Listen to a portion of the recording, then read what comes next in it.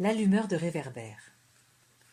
Christophe, l'allumeur de réverbère, se frotta les mains énergiquement, les tapa l'une contre l'autre et prit la longue perche au bout de laquelle brûlait la petite flamme qui servait à allumer les lanternes. Il sortit dans le froid de l'hiver. Il n'y avait que quelques heures qu'il avait éteint les lanternes de la ville. Le soleil se levait tard en cette saison et se préparait à disparaître très tôt à l'horizon. Il semblait avoir de longs rendez-vous avec le ciel et de très courts avec la terre. C'était l'après-midi de la veillée de Noël. Il était temps pour Christophe de commencer sa tournée.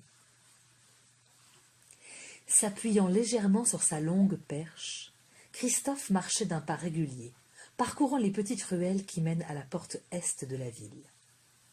Comme toujours, c'est par là qu'il commençait. Il suivrait ensuite un chemin connu de lui seul. Quelqu'un de tout à fait ignorant en la matière aurait trouvé ce trajet biscornu, tortueux et désordonné, alors qu'en fait, il était savamment étudié.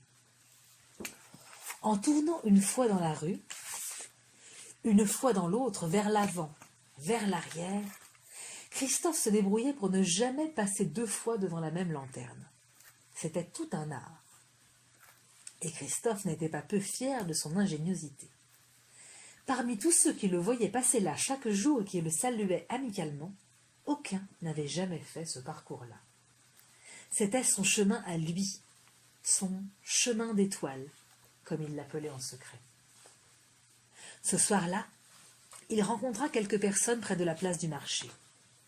Plus loin, alors qu'il s'approchait de la porte est de la ville, les rues étaient désertes. Mais, à travers les fenêtres éclairées des maisons, Christophe devinait des silhouettes qui s'affairaient à la préparation de la fête. Comme il le faisait chaque soir à la tombée de la nuit, Christophe leva les yeux vers le ciel pour voir si les premières étoiles étaient déjà visibles. Souvent, Christophe disait aux enfants qui lui posaient des questions.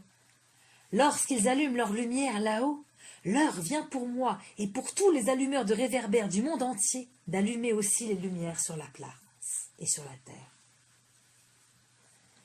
Mais ce soir-là, Christophe resta figé sur place, de surprise. « Nom d'une pipe !» dit-il en se frottant les yeux de sa main libre. « Mais que font-ils là-haut? Ils dorment ?» En effet, bien que le crépuscule fût déjà bien avancé et le ciel apparemment dégagé, il n'y avait pas la moindre étoile au ciel. « Que se passe-t-il » se répétait Christophe en lui-même. Il continua son chemin, en marchant plus lentement, tellement il était étonné et pensif. Arrivé à la lanterne qui se trouvait à la porte est, il cessa de se poser des questions et se mit au travail.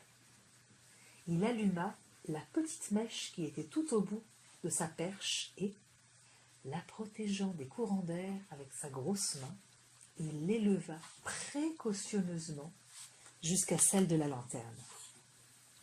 Il entendit alors une voix lui dire nettement, comme si elle se trouvait à côté de lui. « Non, pas celle-ci !» La voix était pure comme du cristal. Ce ne pouvait être une voix d'homme. « Pas celle-ci, l'autre d'abord !» Christophe se demandait bien qui osait perturber ainsi l'organisation de son travail. Levant les yeux, il vit comme une échelle qui descendait des hauteurs des cieux, une échelle faite de fils d'or. Elle vint toucher terre, juste devant lui. L'allumeur de réverbère haussa les épaules et grommela « Eh ben, allons-y !» et commença à grimper l'échelle, non sans en avoir auparavant éprouvé la solidité. Jusqu'où monta-t-il et combien de temps? Difficile à dire. Cela dura au moins l'espace d'un instant. Car combien de temps dure un instant dans le ciel? Christophe passa devant la lune, devant les planètes, et vit qu'elles ne brillaient pas. Il leur proposa sa petite lumière d'allumeur de réverbère, mais il entendit de nouveau la voix claire comme du cristal. « Non, pas celle-ci, l'autre d'abord. » Alors, il se remit à grimper. À un moment, il entendit autour de lui comme des frémissements, comme de petits rires étouffés, qui devenaient de plus en plus forts. Christophe regarda autour de lui et finit par comprendre quels étaient ces rires et qui se moquait de lui. Oh, « Vous êtes de petites étoiles coquines et mal élevées, leur dit-il, mi-sévère, mi-amusé. Ce n'est pas bien de se moquer d'un vieil homme qui vient vous apporter sa lumière. Mais les petites étoiles, occupées à entretenir leur lumière, ne pouvaient s'empêcher de rire. Ce cap. C'était un peu comme le fou rire que les enfants attrapent parfois sur terre. À ces moments-là, ils ne peuvent plus s'arrêter de rire.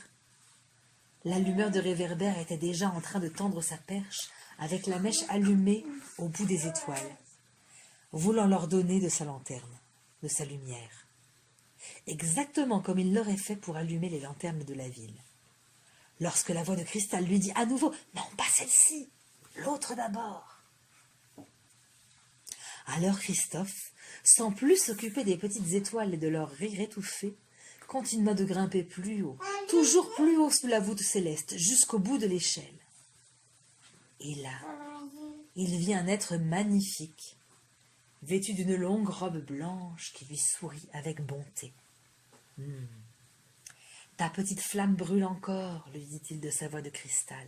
Viens avec moi, afin que Noël puisse venir. » Il prit Christophe par la main et l'emmena dans le grand palais du ciel. La lumière de réverbère n'avait pas assez de ses deux yeux pour contempler la magnificence qui l'entourait de toutes parts. Et plus tard, lorsqu'on lui demanda ce qu'il avait vu, là-haut, il ne trouva pas de mots pour décrire le royaume des cieux. Il ne put que dire « Ah, c'était beau, si beau !» Et là, au milieu de cet immense palais, une grande, très grande bougie se dressait. Christophe s'est approché et a allumé la grande bougie. Et là, sa lumière s'est mise à illuminer le ciel et toute la terre. Et c'est une nuit de Noël que Christophe n'a jamais oubliée.